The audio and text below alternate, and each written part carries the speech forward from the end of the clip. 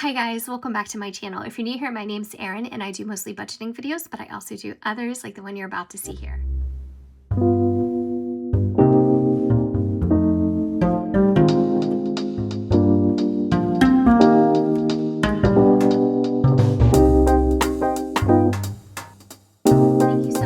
Stopping by and tuning into this video. I have been so excited to finally share this with you, and it is my 2022 bullet journal setup, and I'm very excited and holding a lot of promise for how this helps me stay on track in 2022 as far as my goals and my tasks. And also I'm going to be using this as a companion to my budgeting notebook or my budgeting planner. So 2022 is going to be a fluid situation as far as this book and the rest of my planner lineup goes. I am going to be using this and using all the systems I have in place in the beginning, but if I find that something works more than another system, or if I can somehow do any alterations or tweak what I'm doing so it works a little bit better or more efficiently, I'll definitely be making those changes. But right now I have all my plans set, everything is in place, and this is a large part of how I'm going to be staying organized, focused, and on task in the new year. So a couple of things that you need if you're considering bullet journaling. First of all, you do need a notebook. You don't need anything fancy.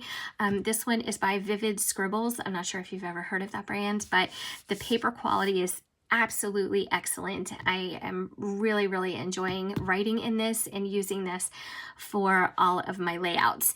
So I do have this notebook, but you can use anything. You can even use a spiral bound notebook. It doesn't have to be anything fancy. It just has to work for you. Also, I like to keep whiteout on hand. I have made several mistakes so far, and it's not even the beginning of the year. So I do like to have this on hand because I like to make corrections as I go. And I use this pen most frequently. This is a Muji, and it's a 0.38 tip, and I absolutely love these pens. I do have to buy them on Amazon. I think I have a link below, but they are so nice for, making fine lines, but also I love the way they write. So this is pretty much my go-to.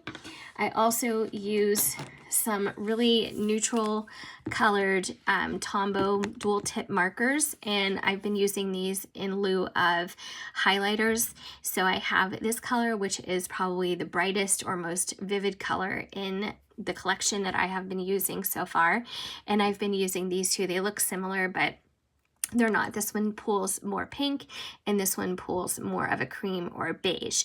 So I am not adding a lot of color to my journal at this point. I want to keep things very minimal and also very user-friendly. So the cleaner the look, the more apt I believe I will be to continue to use these layouts, repeat them month to month, and have them really function well for me. So this is my color scheme for January. It could change for February, but that's what I'm using right now. Lastly, I do like to use a ruler, but I have a couple of different options for rulers, and the one that I have has it has the metal ruler, and then it has a cork backing, which gives it a little bit of height, which I don't really care for because then I feel like I can't really get in there and make those precise lines. So what I did is I took this little piece of plastic that was from a Happy Planner cover. This is from one of the big Happy Planners, and I just cut it down this way. I took the edges off of it a little bit, but I left the nice straight edge that it already came with. And what I'm using this for is to do my layouts. It works really well, especially with a fine tip pen, to give you those sharp, precise, straight lines. But also what I love about using something like this, just a piece of something that you would normally put in the trash, is that you can see through it. So as I make my lines and as I go along, there's nothing inhibiting, the artwork or the lines or the graphs underneath. So this is working really well for me, and I hope that it doesn't end up wearing too much because I really love using it for this purpose. So let's get into the book. This is by Vivid Scribbles, and you can see here is the logo down here on the inside cover. And this is very different. I have another piece of plastic here. And again, these work so great. Happy planner cover. This is so different from any bullet journal that I've ever created in the past. I feel like the best way to describe my previous layouts is maybe calling them a little bit fussier, and not in a bad way. They just had a lot of doodles, a lot of color. It was very vivid and lots of graphics on the page. This is very, very minimal. So I don't even like how I wrote this. I don't even want to show this, but first of all, I'm opening up into my very first layout, which is my 2022 yearly goal list. So I did something that is very common as far as bullet journal layouts go, and I just put the first letter of the month over here, and then a nice long rectangular square over here, and then I have little hash marks so I can use each one of the spaces in between the dot grids for a different line or a different goal, and I can check them off hopefully as I go along. So you can see here I made tons of mistakes. I miscounted and I had to go in with my whiteout, and normally that would make the OCD in me want to pitch this whole book because there are so many corrections on the very first layout. But I'm just kind of rolling with it this time and realizing that the imperfections are going to be part of this, and there's really no reason to give it too much weight than it doesn't deserve. So the first thing that I put in here, just to kind of as a guide to get started, is file taxes before the end of the month. So that's one of my goals for February.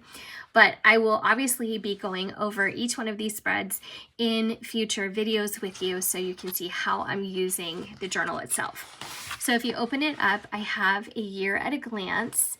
So you have the 2022 little banner down here. That's about as decorated as this entire book gets, is this spread right here. So I added a little bit of color for my months. This becomes a little bit tedious writing out all the different months and the dates, but once you have it, I think not only does it look good, but I have actually flipped back to this a couple of times just to reference, you know, what day a certain day of the week falls on, or a certain date falls on. So I really like having this. Before, I have made a larger spread where it would be 6 months, 3, 3, and then turn the page, and then 3 and 3. And then having like a year to glance or a future planning log. But I didn't do it this time just because I just didn't think I needed it. And although I like the way it looks when it's all finished, I just didn't feel like it really needed to be added to this particular journal. So if I change my mind, even though it's the year at a glance, I can always add it later. Like I said, at this point, I feel like I don't need it. So I have January, just kind of denoting that this is the beginning of the January section. And then I have my calendar on 2 pages. I think this layout is going to be pretty useful for me, if for nothing else, just to kind of flip back to it and look at, you know, again, what date falls on a certain day of the week or whatnot. I have a whole planning system with the Happy Planners, and I'll be using that for my actual day-to-day planning, but I still like to have something like this in here just to kind of anchor the beginning of the month. And I can jot some things down in here if I end up using this book more primarily than any other planner in my lineup. So here I have some YouTube tracking, and I will focus in on this. So I ended up having to do 6 different blocks, weekly blocks, just because of how the dates fell. So on January 1st, it falls on a Saturday, but I did an entire block for it. So the things that I'm tracking as far as YouTube is concerned is going to be my filming days, my upload days, my Instagram posts, and Instagram stories. So Instagram stories is probably the area where I focus the least of my time. Even Instagram posts, I haven't been really paying too much attention to that in the past year, but I would like to change that because I think it will be a nice addition to, you know, and pull everything together for my YouTube channel. So people who are on Instagram pretty often, you know, maybe I'll put a post or a photo, you know, when I upload, and I think it'll be helpful. So here is my graphs or my grids that I created just to check those things off as we go. And then I put hash marks through all the dates that don't exist in the month of January. So turning the page, this is my clean and tidy tracker. So I'm very excited to use this, and I thought this was the perfect spot for it because I think that using a system or kind of getting into a regular system, like maybe setting a timer for 15 or 20 minutes a day just to focus on picking up clutter or making sure that surfaces are free and clear of, you know, things that don't belong, or just doing some light cleaning. I wanted to make sure that I did something every single day. That doesn't mean that I need to deep clean the entire house or an entire room every single day, because I think that I would get burnout on that very quickly.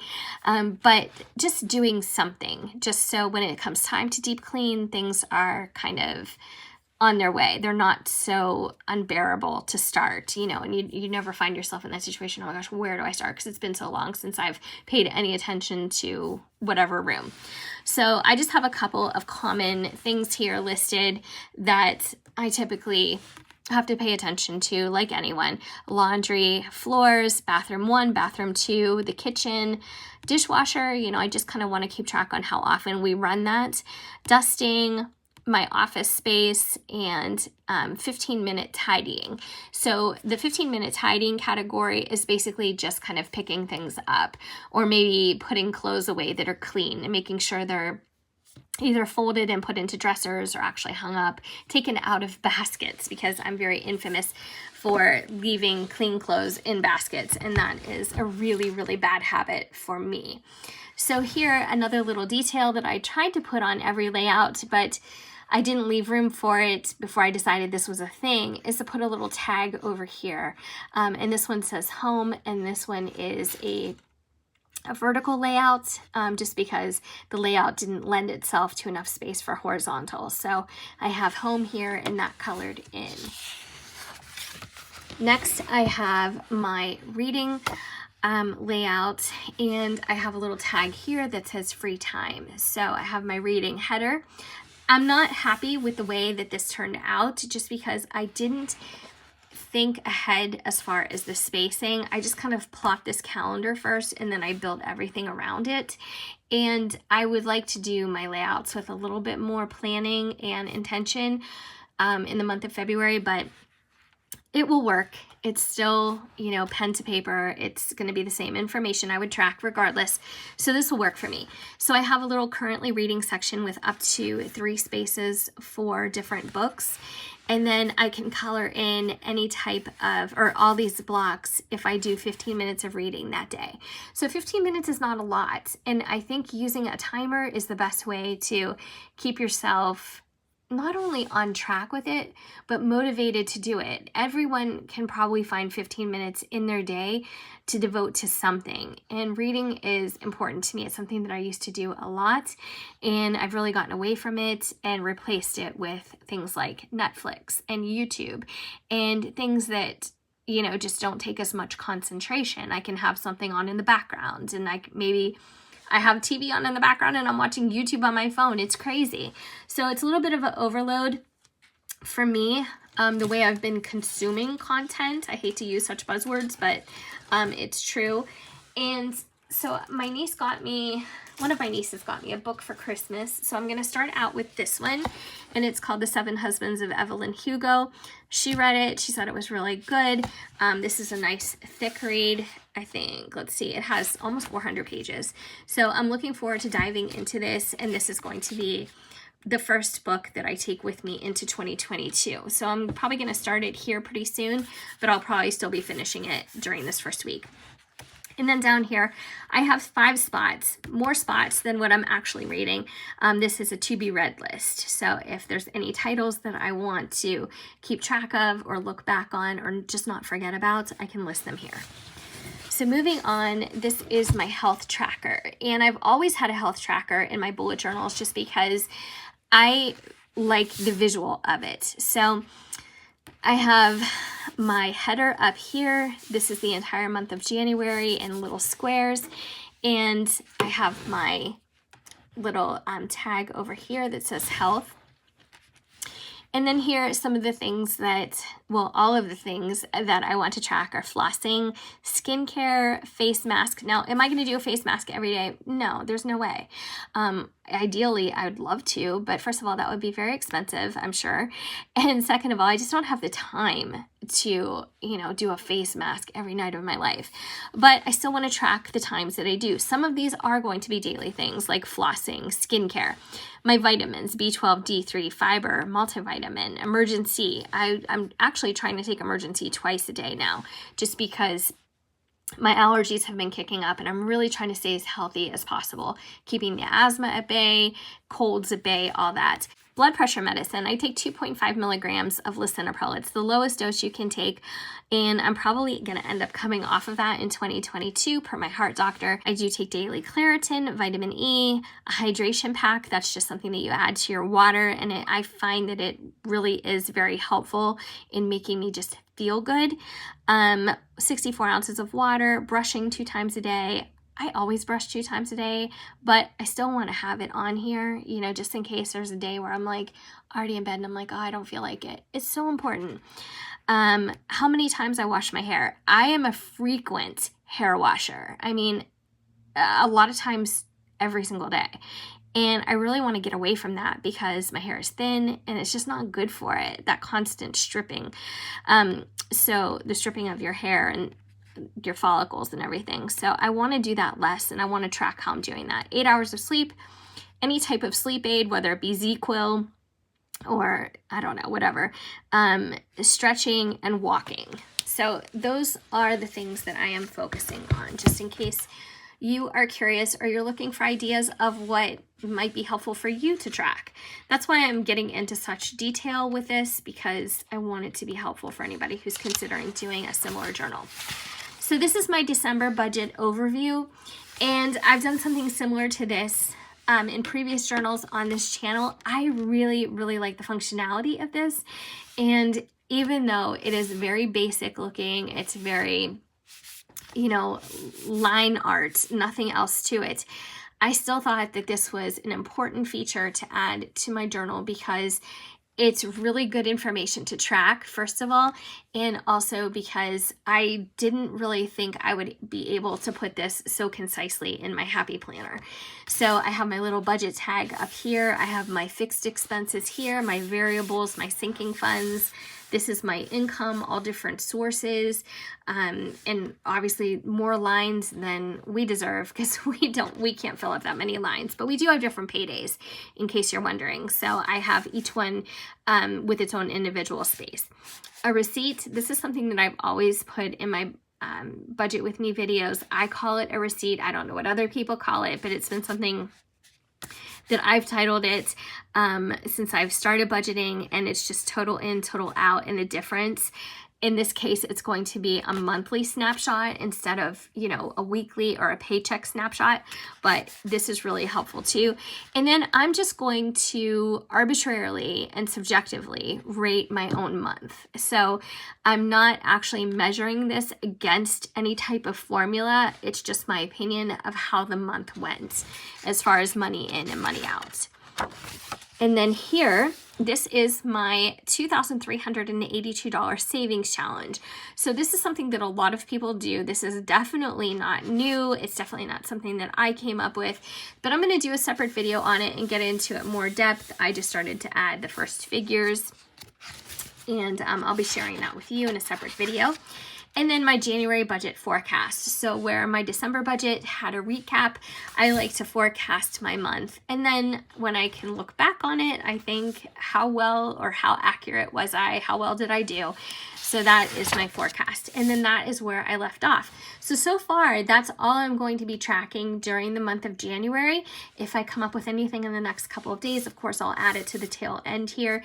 But If I don't, this is where it will end, and this is where February will begin. So as long as those trackers and those layouts work for me, I'm just going to mimic it in the month of February, but I might be using some different colors. I might tweak things just a bit here and there, but for the most part, I think I've come up with some pretty good layouts that will be very functional for me, and that will work out well.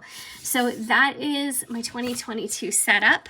I hope you enjoyed this. I am going to be doing a video every single week on tracking in here and giving you some progress updates, and also just from some feedback and letting you know how I'm loving this tracker, or how I would do it differently, or how it's not working for me at all, and I will never draw the same tracker again in subsequent months. It's just going to be a lot of trial and error, and again, just a fluid situation. Like I think everything is when you're trying to come up with the best plans and goals for yourself. I think sometimes, you know, you just have to tweak along the way just to make sure that things are still working out for you. So that's my video. I hope that you enjoyed it. Let me know if you bullet journal. I would be curious to know how many people are still utilizing this system. Like I said, I've been doing this probably since oh gosh, I don't even want to say an entire date. I would say it's been like 6 years, maybe 5 years. I want to say 6 though.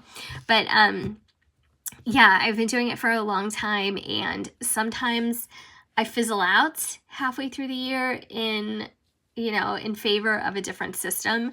But this year I'm going to be seeing it through to the end. I don't know if this particular journal will see me through the entire year of 2022. If I keep my layouts the exact same way as I've done them for January, it probably will have enough space, enough pages. But if I change them or add things or do anything like that, I may end up in a situation where I have to go to a second notebook. But we'll see. We'll see as we go. So thank you so much for watching. I hope you enjoyed it. I hope that you are enjoying your plan making for 2022 and setting all your goals. And if you haven't subscribed, please do. I have so many videos coming up and a whole schedule of content for the month of January that I'll be sharing with you in a future video. And I just don't want you to miss out on anything that might help you with your own financial or planning journey. So take care, guys. I hope to see you in the next one.